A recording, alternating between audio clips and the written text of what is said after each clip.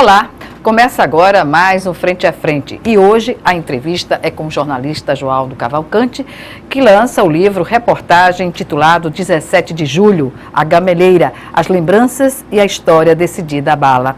Fatos que culminaram com o tiroteio de 17 de julho na Praça Dom Pedro II, nas proximidades da Assembleia Legislativa, há exatos 20 anos, completados exatamente no dia do lançamento do livro. E aí eu agradeço antecipadamente ao Joaldo por estar aqui dando essa oportunidade, né, de nós falarmos sobre esse lançamento. O que motivou você, Joaldo, a fazer esse resgate histórico, não é, de um episódio que foi o 17 de julho, quando cerca de 10 mil pessoas estavam nas ruas aqui de Maceió e aqui na Praça Dom Pedro II, culminando com esse tiroteio, não é, pelo fora de Valdo Suruagi, porque foi um movimento contra o governador da época e que as pessoas não aguentavam mais aquela crise econômica, a questão dos servidores, atraso de salários, enfim, que criou aquela ambiência para que o tiroteio, que a manifestação ocorresse. Olá, então, minha saudação a você e aos telespectadores. A necessidade de rememorar algo que eu vivi muito de perto, né? Eu estava na praça no dia 17 de julho. Eu era secretário de comunicação da prefeitura e havia uma expectativa muito grande da prefeitura e da prefeita, que era a prefeita Cátia Borne, no sentido de que a praça estivesse assim disponível para os manifestantes se manifestarem, quer dizer, havia uma expectativa de que a praça ia ser sitiada, ia ser cercada por policiais, pelo exército, né? E a prefeitura reagiu a isso, né? Na medida que é um espaço, um território sob a guarda da municipalidade. Então, os secretários, naturalmente, acompanharam a prefeita nessa vinda à praça. E, nesse momento em que ela chegou, aconteceu exatamente o ponto alto da manifestação, que foi a busca da ocupação do espaço. As praças naquela época, quem acompanha, né, se lembra dessa história recente do município, as praças eram gradeadas. E a Praça Dom Pedro II também preenchida por grade. Então a prefeita se dirigiu à grade e perguntou aonde se encontrava o comandante da operação, porque a praça era do município e do povo, e, portanto, o povo tinha direito de estar dentro da praça participando da manifestação. E aí o clima ficou mais exacerbado, o balança da grade, o exército, os recrutas dentro da grade e os manifestantes cercando fora. A pressão foi grande e a grade virou. No momento da virada da grade começou o tiroteio.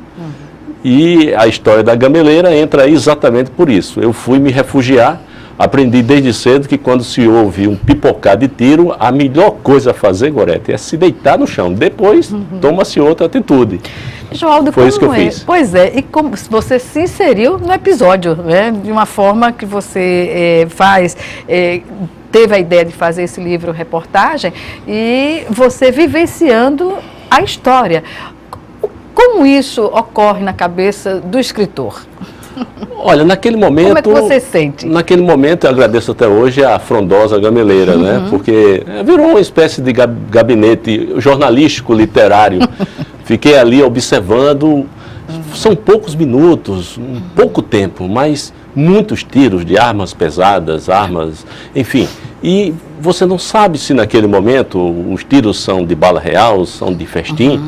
E o que eu pude observar ali, sentado, deitado mesmo, eu observei, eu estava deitado, ao meu lado estava o companheiro Miguel Torres, que era repórter da TV Gazeta. Nós estávamos ali deitados, abrigados, procurando um momento de tomar pé, mas a sensação, o filme passa rápido na cabeça, a preocupação de se abrigar, de se proteger, mas havia também um sentimento de que depois daquela profusão de tiros, ninguém sabia o que ia encontrar na praça. Se era uma carnificina, muita gente ferida, morta, era impensável aquele momento ali, né? Então, procuramos abrigo, depois fomos verificar Mas ela virou no livro um ponto de referência para que a gente pudesse estear todo o desenrolar da história. Enquanto jornalista, abordar a história através de um livro-reportagem é uma forma nova, digamos que não é uma forma nova do ponto de vista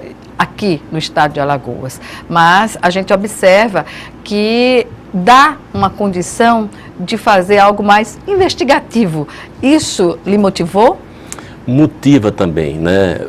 Porque, primeiro, o fato foi o motivador principal. Eu senti a necessidade, sobretudo pela nossa profissão, de retratar, de trazer esses fatos, oferecer esse produto como fonte de consulta às novas gerações, uma contribuição ao resgate da história recente de Alagoas.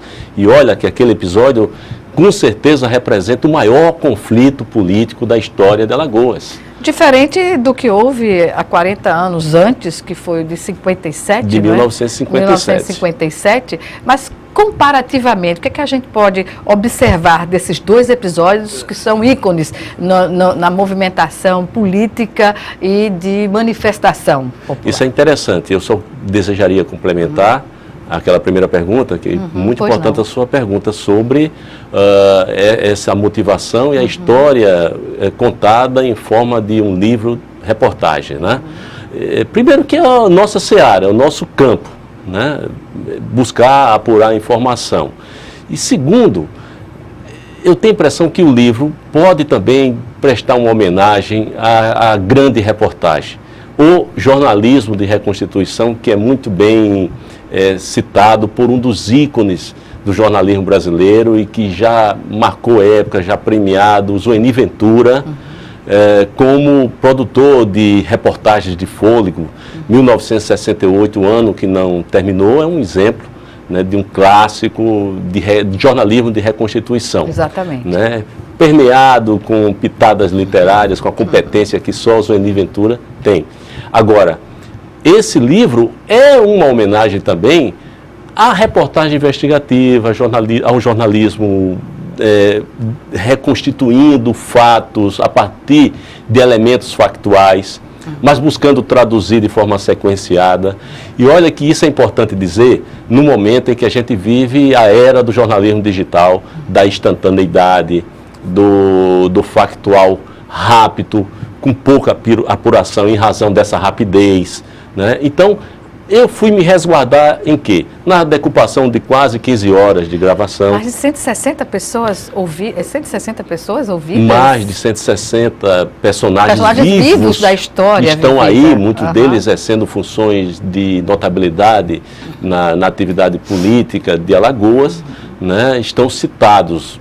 E muitos deles deram entrevistas, concederam depoimento, cada um na sua angulação de ver os acontecimentos, porque não é apenas o fato em si que culminou com o afastamento de um governador, 17 de julho, mas os acontecimentos que levaram a esse episódio. E o olhar dessas pessoas que, de certa forma, participaram, não é? Exatamente, quer dizer, isso permite a gente construir a história formada como um grande quebra-cabeça. No meu entendimento, um quebra-cabeça sem fim, né? Porque as pedras, cada instante representa a sequência de um fato que vai montando o cotidiano das pessoas, de uma sociedade, de uma comunidade. Então, nós estamos oferecendo uma peça ali que pode ajudar as pessoas a compreenderem o momento que aconteceu muito recentemente, estamos falando há 2 décadas. História contemporânea, exatamente. Né? E que esperamos, sinceramente, que nunca mais se repita em nosso meio. Quando você fez a opção para lançar esse livro, fazer a busca da reportagem, fazer a busca por meio das gravações, que isso demanda um tempo, né? E você é uma pessoa hiper ocupada. Como foi trabalhar, não é, na realização, na construção desse livro, tendo tantas atividades paralelas aqui como diretor de comunicação do Poder Legislativo, entre outras atividades que você desenvolve na área da comunicação, Joaldo. Eu busquei guarida também em alguns jovens profissionais que até se interessaram também em acompanhar e dar uma contribuição, como Vinícius Firmino, Êndio Palhares, Jonatas Marizia, pessoal aí da nova geração, um talento, sem dúvida, apresentando aí no jornalismo alagoano. E eu achei isso muito interessante, porque eles vivenciaram a construção dessa história toda, né? Quase um ano e meio nós estamos trabalhando, buscando horas disponíveis para conectar a nossa agenda com a agenda daquelas pessoas que gentilmente também prestaram o seu tempo para fazer gravações, como o ex-governador Manuel Gomes de Barros, que foi uma peça fundamental naquele momento, histórica, porque era o vice-governador que ali estava acompanhando o desenrolar ao lado do governador, que se afastou em 17 de julho. Então, há um depoimento exclusivo do ex-governador sobre os episódios todos, os bastidores que nós captamos, inclusive informações em off de muitos personagens que não quiseram se expor, mas depois checamos a veracidade e a concretude daquelas informações com outros elementos para que pudéssemos assim oferecer algo mais próximo da realidade que aconteceu naquele momento em diversos cenários, né? Tem um cenário do palácio do governo, né, que eu saí da minha gameleira para ir olhar dentro do palácio os acontecimentos, o cenário dentro do Poder Legislativo, a movimentação da bancada, dos parlamentares, daqueles que protagonizaram as cenas mais assim, tensas e apreensivas no sentido da votação, porque naquele 17 de julho estava sendo votado não o impeachment do governador Divaldo Suruagi, mas a admissibilidade ou não do processo, né? Mas a movimentação toda das ruas, cerca de 10 mil pessoas que estavam aí, servidores civis, movimentos populares, os policiais militares e civis de uma forma inédita, reunida num movimento unificado com os servidores civis, contra o governo, públicos, contra aquela posição. E olha, Gorete, o cenário que acontecia em outros estados, que era o cenário do confronto dos policiais, dos servidores por reajuste, aqui não, era a busca pelo pagamento dos salários mensais atrasados, em média 9 meses. Algumas categorias chegaram a essa situação. Então era algo já de um quadro caótico. Algo inédito, né? na vida dos servidores, notadamente. Exatamente, né? Eu estava até conversando há pouco com o jornalista Ricardo Mota, e ele falando sobre a capilaridade, a presença do serviço público na vida das pessoas, num estado como Alagoas, ainda que continua sendo continua assim. sendo, né? Então, imagine 9 meses de salário atrasados, o que isso causou de problema, de confusão nas famílias, nas pessoas e na vida do Estado como um todo. Certamente. Joaldo, em relação às personagens vivas, ao saberem da realização do livro e de estarem sendo procuradas para dar seu depoimento sobre a sua visão do que aconteceu, foram receptivas? Olha, muito receptiva. É até interessante uma reação que praticamente representa a leitura do conjunto das pessoas procuradas. No primeiro momento, aquele contato natural, mas quando se fala no objeto, na ideia, na construção, na reconstrução dos fatos, aí essa pessoa, muitas delas inclusive se levantaram e começaram, e eu estava atrás, eu reagi assim, e olha que aconteceu isso, quer dizer, eu digo, olha, tá vendo? É um novelo, né, que vai criando... Está muito presente na memória das pessoas, é como se tivesse acontecido ontem. Fatos até que auxiliaram a busca de outras pessoas também, né, no contexto da investigação do que aconteceu, não é? Aconteceu muito isso, quer dizer, é um novelo, uma pessoa diz, olha, mas eu conheço fulano que é ligado a cicrano e que estava, me interessa porque isso vai permitir eu fechar aqui algo que está em aberto. Tem um elo aqui faltando. Então aconteceu muito isso. E é fantástico isso na reportagem. Só na apuração, jornalismo é sinônimo de apuração. Só a apuração consegue levar isso. E eu quero efetivamente que esse livro não seja... Eu não sou um literato no modo mais assim, significado da palavra, mas eu quero que esse livro fique considerado como uma reportagem de fôlego, que realmente é a reconstituição jornalística de um momento muito importante para a história.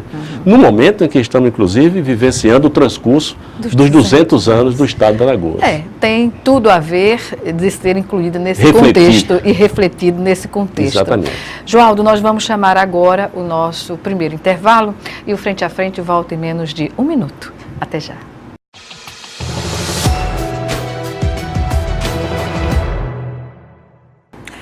De volta com o Frente a Frente, que hoje recebe o jornalista Joaldo Cavalcante, que ele está fazendo o lançamento do livro reportagens intitulado 17 de Julho, A Gameleira, as Lembranças e a História Decidida à Bala. Fatos que culminaram com o histórico 17 de julho na Praça Dom Pedro II, à porta da Assembleia Legislativa, há exatos 20 anos, quando servidores públicos, a população de Maceió estava nas ruas e rumaram para a Praça Dom Pedro II e lá houve o tiroteio, numa mobilização contra o governo Suruagi à época. Joaldo, se a gente for comparar comparativamente o ocorrido em 1997 e também o tiroteio ocorrido dentro da Assembleia em 1957. Que paralelo a gente pode fazer desses dois fatos históricos contemporâneos?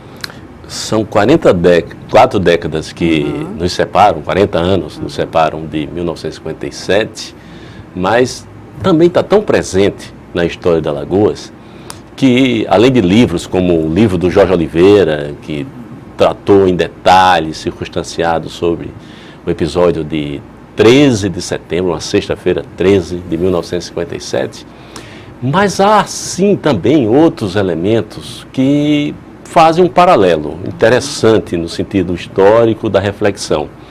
Se em 1957 houve um assassinato dentro do plenário do Poder Legislativo, do deputado Humberto Mendes, que defendia o governador Muniz Falcão,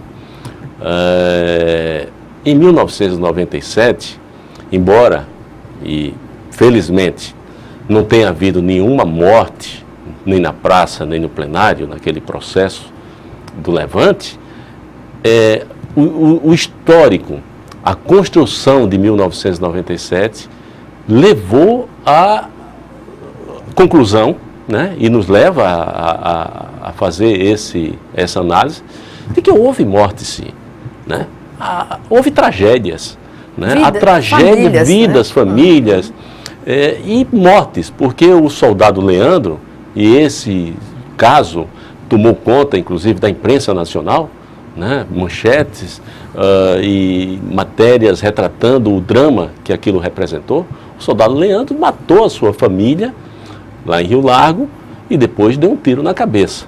Sobreviveu dessa tragédia familiar, né, atribuída ao drama que ele estava vivendo como policial, sem receber seus salários para a sustentação da sua família e ter que trabalhar mesmo assim naquele quadro. Naturalmente, ensejou aquele processo. E, por um milagre, sobreviveu o filho mais novo dele, que aí está, em algum município do interior, não quero revelar aqui o nome, sobreviveu àquele processo de um tiro que levou na cabeça do próprio pai, né, e está aí. Quer dizer, é resultado daquela tragédia, a morte dessa família e outros casos que aconteceram. Eu me recordo que houve manchetes relacionadas a suicídios ocorridos no edifício Breda, né, que em algum tempo se tornou uma referência, um ponto de suicidas aqui, uma situação também infeliz no centro de Maceió. Aconteceu isso. Então, houve casos que, direta ou indiretamente, levaram pessoas a morte, findar, né? a vida, tal, numa situação de dramática, desespero. de desespero, sem ver uma saída diante daquele aperto financeiro que estava mexendo com as famílias alagoanas, como um todo. Um depoimento que consta no livro... Só, Gorete, só para complementar. E outra, há uma semelhança nesse aspecto trágico e há uma diferença brutal. Né? Se havia ilegitimidade naquele processo de 57, para não dizer também ilegalidade, e eu não sou operador do direito, mas o Supremo, as instâncias superiores de justiça, restabeleceram o mandato de Muniz naquela época, que foi empichado. Né? Mas em 97 houve uma grande movimentação, uma mobilização que popular, tomou conta da sociedade. Exatamente. Os servidores públicos, os segmentos populares, as entidades representativas, todas diferente. Se manifestando contra aquela situação e em solidariedade aos manifestantes, ao serviço público. Exatamente. Joaldo, há um depoimento, digamos assim, na apuração das entrevistas para este livro, que foi feito pelo ex-tenente-coronel Manuel Cavalcante, que é uma figura emblemática, não é? Ele passou 14 anos pela penitenciária, condenado que foi na morte do delegado Ricardo Lessa, e ele está presente, não é, neste livro. Qual foi a reação dele? Olha, ele... Passamos umas 2 semanas, né, fazendo contato e até ficamos à disposição para ir até Santana do Ipanema para colher esse depoimento. Né, porque chegamos à conclusão, depois de avaliar com a equipe, de que é um personagem que está inserido na história. Né? Há vários fatos relacionados ao ex-tenente-coronel Cavalcante, né, que, em função de, naturalmente, estarem sendo citados, era preciso que abrisse um espaço para essa pluralidade de versão. Né? E essa versão era preciso que a gente constasse lá no livro para que as pessoas possam julgar. Acho que esse é um papel que também nós devemos oferecer elementos para que as pessoas possam julgar e confrontar pontos de vista.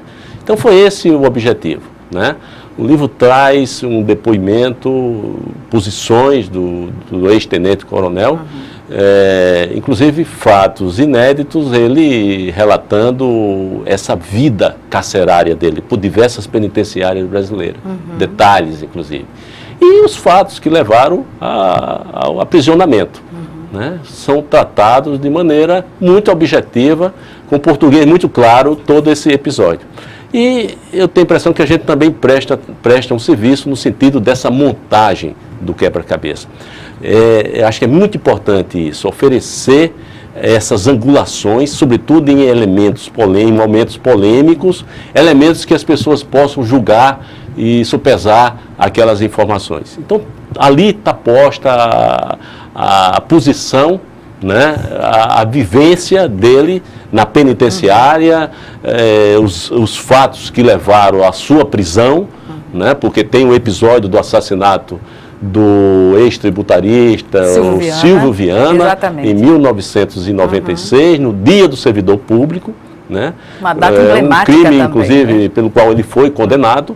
Há também o do ex-delegado Ricardo Lessa, irmão do ex-governador Ronaldo Lessa, também um crime que ele foi condenado. Então, essas coisas foram colocadas e aberto espaço para que ele também, assim, a gente pudesse rememorar e contar essa trajetória dele como um personagem inserido também. Com exclusividade, não é?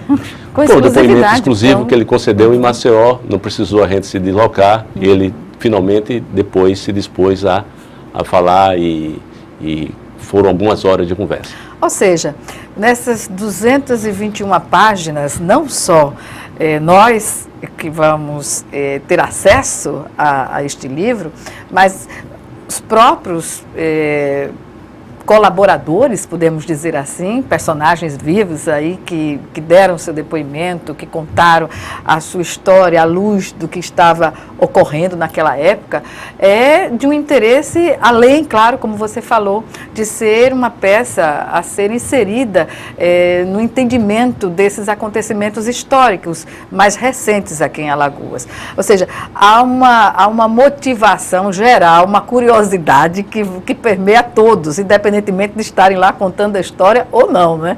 E até eu já estou curioso também para ver a repercussão, né, claro, o sentimento dos leitores em relação a esse material.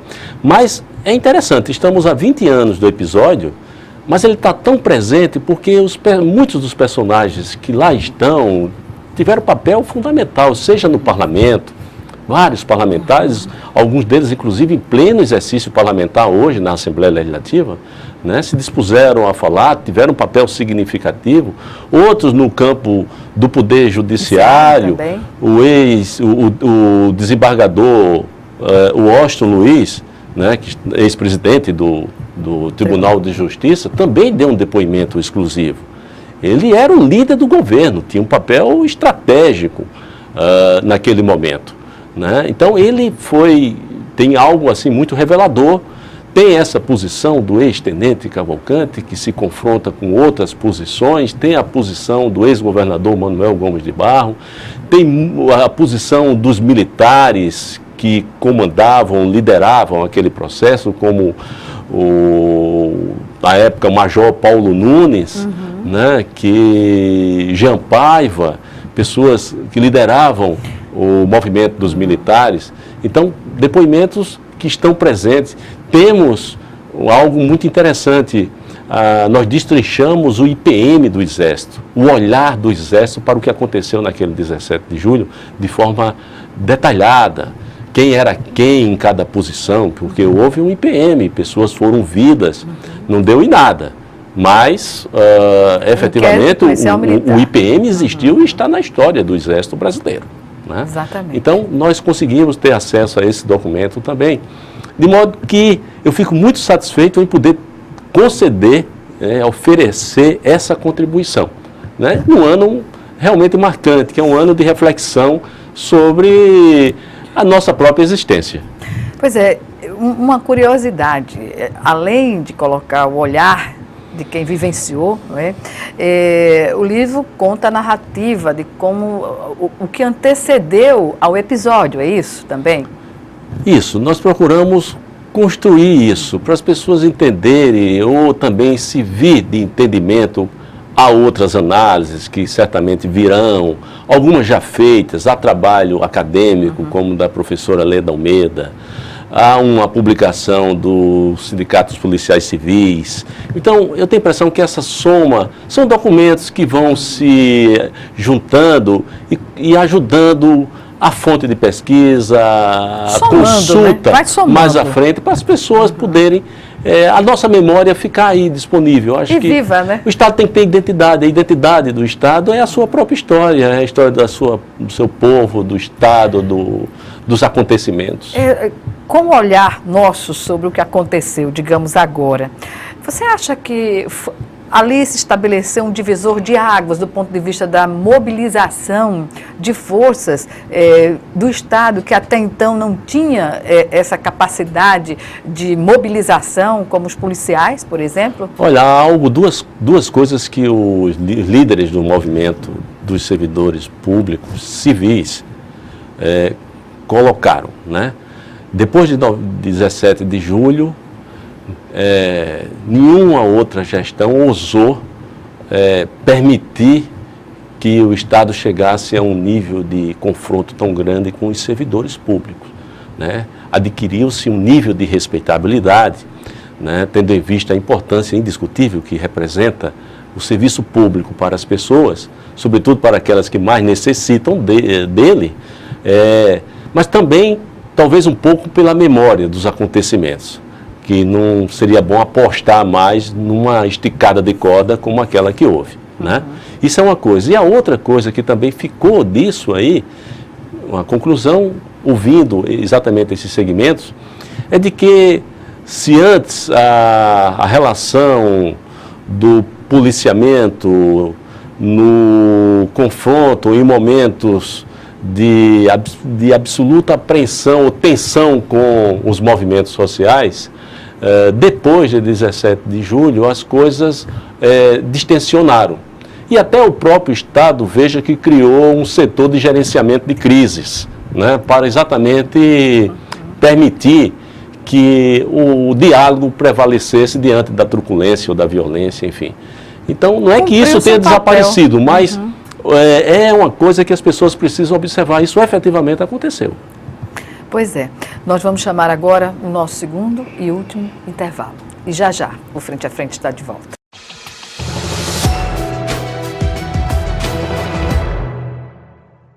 Estamos de volta para o último bloco do Frente a Frente, que hoje recebe o jornalista Joaldo Cavalcante, que lança nesta segunda-feira o livro-reportagem intitulado 17 de Julho, A Gameleira, as lembranças e a história decidida à bala. Joaldo, as lembranças estão relacionadas ao episódio ou não? No título, como sugere. Em algum momento até se entrelaça essa história do novelo das informações, mas outras não. É a viagem que nós fazemos para buscar informações que vivenciamos, que dizem respeito a tantas outras personagens do estado de Alagoas, no mundo jornalístico, no mundo político, e que eu resolvi compartilhar. Por exemplo? Freitas Neto, que acaba de completar, nessa sexta-feira que passou, 20 anos de sua morte, né? Então, o livro, que tem 16 capítulos, alguns deles são destinados a essas lembranças. E você foi muito ligado ao Freitas, né? Muito ligado, uma geração inteira conviveu com Freitas, exatamente, né? A capacidade dele de ser plural, né? E que queria viver seus últimos dias, como dizia, ou viver uma boa parte daquela período da quadra da vida dele em Cuba. E lá morreu num acidente, numa fatalidade, um acidente aéreo. Então, 15 dias antes de 17 de julho, nós estávamos sepultando o Freitas Neto, né? Ele morreu no dia 11 de julho, e até a localização do seu corpo no Mar do Caribe, aquela coisa toda, e o caixão chegar para ser sepultado. Veja que nós estávamos sepultando Freitas Neto no Parque das Flores, e naquele dia estava acontecendo, paralelamente, um dos movimentos definidores do dia 17 de julho, que foi a famosa Marcha Silenciosa, que mobilizou milhares de pessoas, quase o contingente policial inteiro pelas ruas da cidade.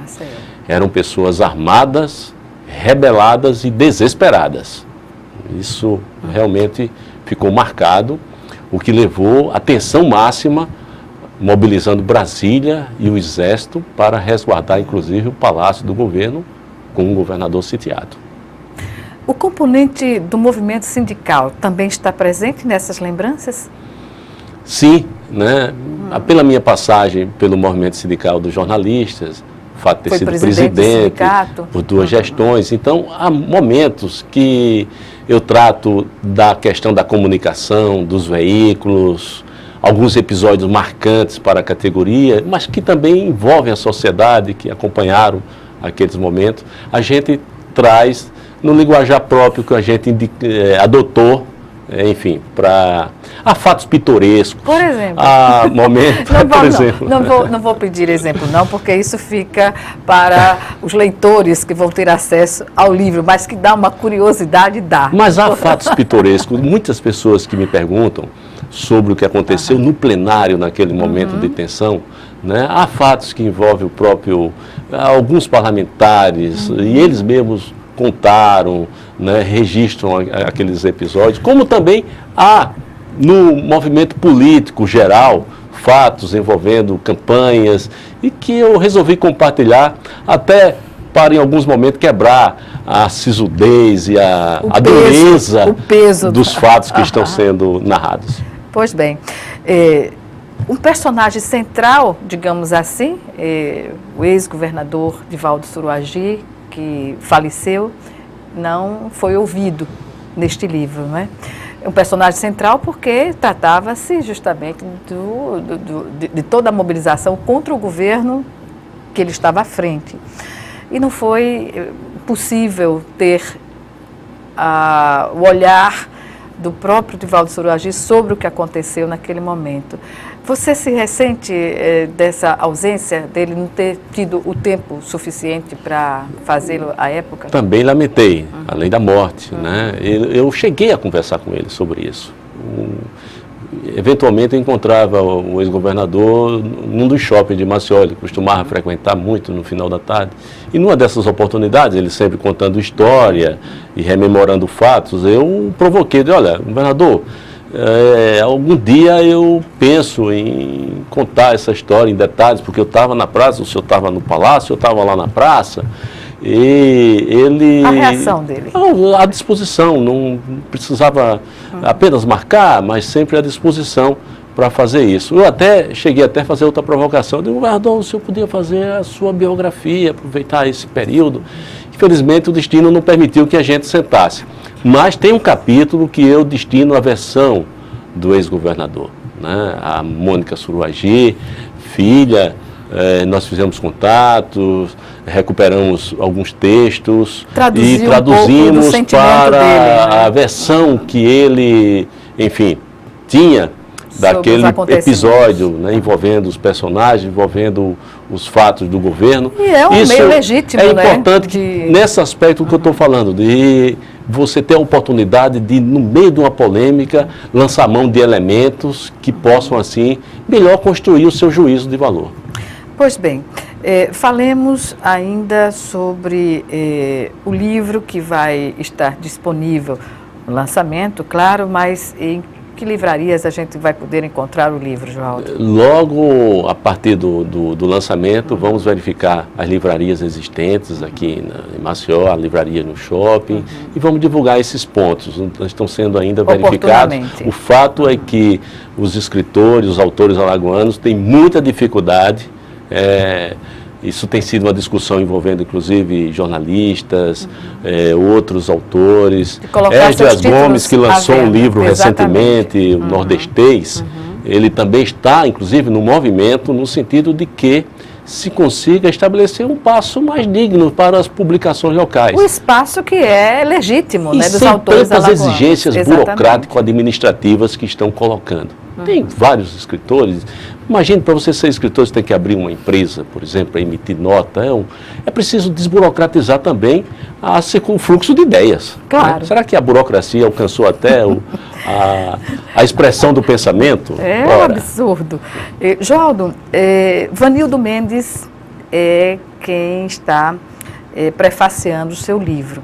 Essa escolha deveu-se a que, digamos assim, dentro do universo que nós temos aí dos jornalistas que são ícones na profissão? Há uma conjunção de fatores. O Vanildo, como repórter que era na época do Estado de São Paulo, fez grandes reportagens sobre aqueles episódios, né, que estavam levando a 17 de julho e depois também já os desdobramentos do novo governo. Então, o Vanildo sempre presente, embora em Brasília, mas um alagoano de Maceió, com raízes muito próximas a todos nós. A homenagem que a gente faz também via Vanildo Mendes, que é um excelente repórter, premiado, Prêmio Rei da Espanha, Prêmio Cláudio Abramo de jornalismo.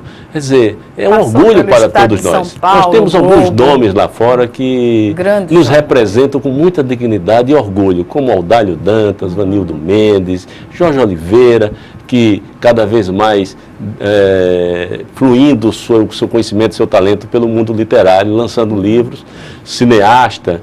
Enfim, então... É um caminho meio natural esse, não é? O Vanildo vai estar conosco nesta segunda-feira. Ele está chegando aí para prestigiar, está muito empolgado, porque é um reencontro com amigos, com toda uma geração de jornalistas. E é interessante que a nova geração de jornalistas conheça o Vanildo Mendes, profissional de uma dignidade, de um excelente caráter.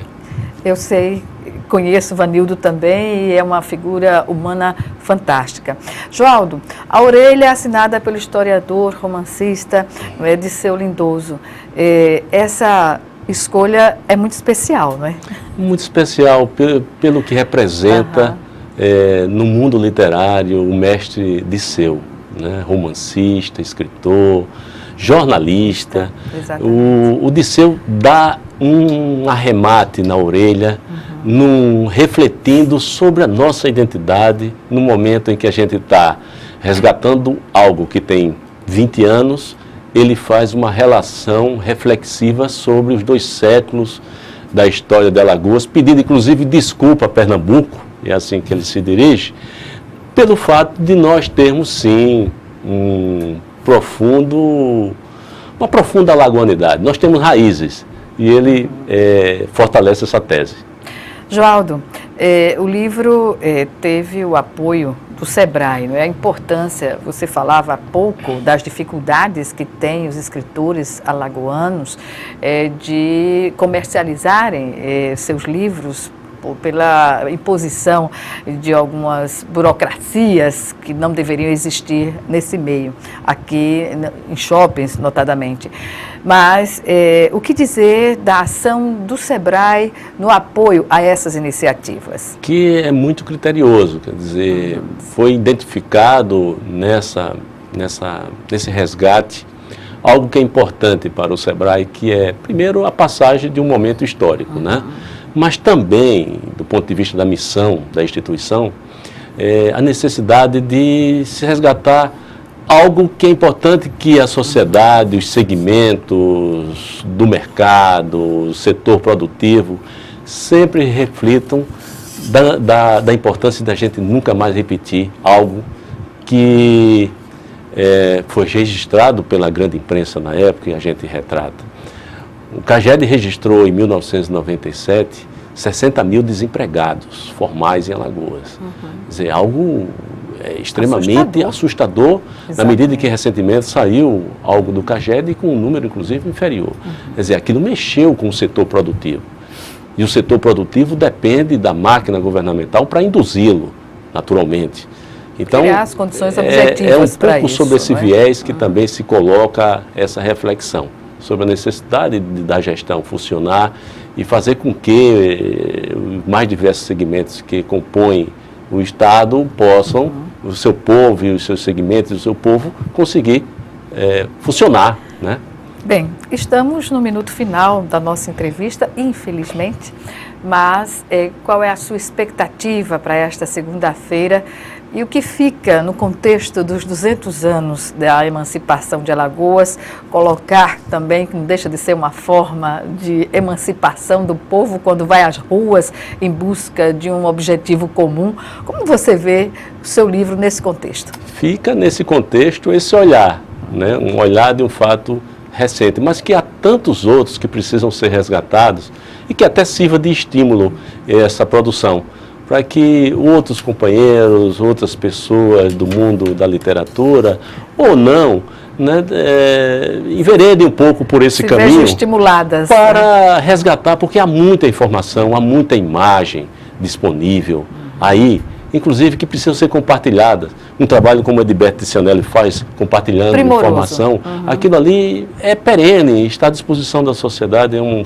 serviço social de profundo interesse, sobretudo para aqueles que pesquisam, que buscam sistematizar informações. Eu presto uma homenagem aos documentalistas. Eu acho que os documentalistas, eles merecem ser ressaltados nesse momento. Sem eles, a gente teria dificuldade em determinadas instituições e buscar informações. Eu espero que na segunda-feira a gente tenha lá um grande reencontro desses personagens com a nova geração de jornalistas, de pessoas que desejem ir até ao Anamá a partir das 19 horas desta segunda-feira e lá ter acesso a esse novo produto que a gente está colocando, da nossa história esse documento recente, né? Recente da nossa história. Gorete. Pois bem, obrigada, Joaldo, e sucesso, mais um, Obrigado. Na sua trajetória de vida profissional também. Obrigada e até lá. Obrigada a você que nos assistiu e até o nosso próximo encontro aqui, frente a frente.